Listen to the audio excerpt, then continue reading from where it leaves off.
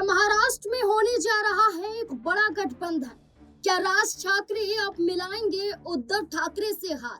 क्या अब परिवार में जो फूट देखी गई थी, क्या अब यही परिवार वाद विवाद को छोड़कर एक होने के लिए तैयार हो जाएगा?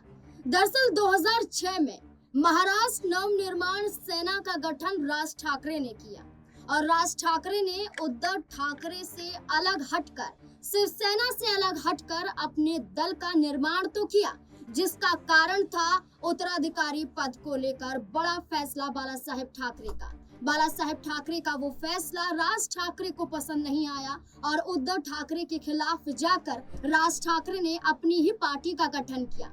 लेकिन आलम ये रहा कि राज ठाकरे विधानसभा चुनाव, लोकसभा चुनाव में अब लगातार पिछड़ते हुए नजर आ रहे हैं और इस बार के विधानसभा चुनाव में महाराष्ट्र में एक भी सीट नवनिर्माण सेना ने हासिल नहीं की।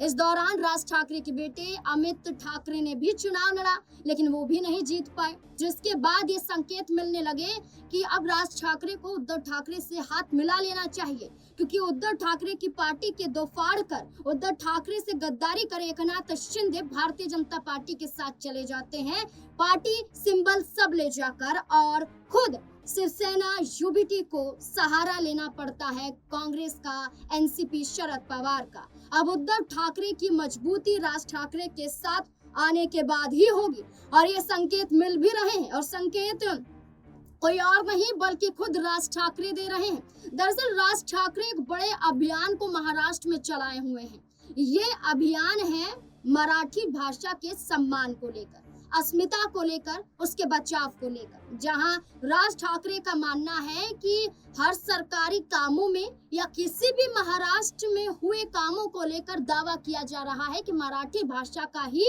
उपयोग होना चाहिए, मराठी भाषा को ही इस्तेमाल में लाया जाना चाहिए, जिसके लिए बैंक को खास तौर पर निर्देश दिए गए कि अपने कामकाज में मराठी भाषा को तवज्जो दो। अगर ऐसा नहीं करते हैं तो मन से प्रमुख कार्यकर्ताओं द्वारा भारी विरोध भी महाराष्ट्र में देखा जाता है और कई बार कई घटनाएं हमने देखी जहां पर मराठी का सम्मान न करने के दौरान मार पिटाई हो जाती है, जहां धमकी दी जाती है, जहां तोड़फोड़ की जाती है। अब राज ठाकरे का अपने ही इस आंदोलन के साथ उद्धव ठाकरे को लेकर एक बड़ा बयान सामने आया।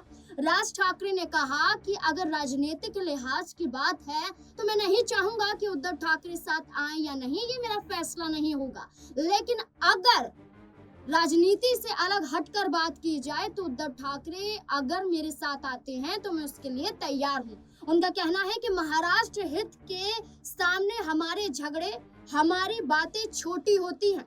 महाराष्ट्र बहुत बड़ा है और ये झगड़े और विवाद महाराष्ट्र और मराठी लोगों के अस्तित्व के लिए बहुत महंगे हैं, इसलिए मुझे नहीं लगता कि एक साथ आने और एक साथ रहने में कोई कठिनाइयां होंगी। यानी कि साफ तौर पर राज ठाकरे ने कहा कि अगर ऐसा वक्त आता है कि मराठी भाषा के लिए, महाराष्ट्र के सम्मान के लिए और महाराष्ट्र के हित के लिए एक आना पड़े तो हम आने के लिए तैयार हैं। लेकिन उद्धव ठाकरे अब क्या बयान जारी करेंगे? क्या उद्धव ठाकरे राज ठाकरे से हाथ मिलाने का फैसला कर सकते हैं? क्या लगता है आपको? अपनी राय कमेंट सेक्शन में जरूर दें। देखते रहें स्पेन 9 न्यूज़। धन्यवाद।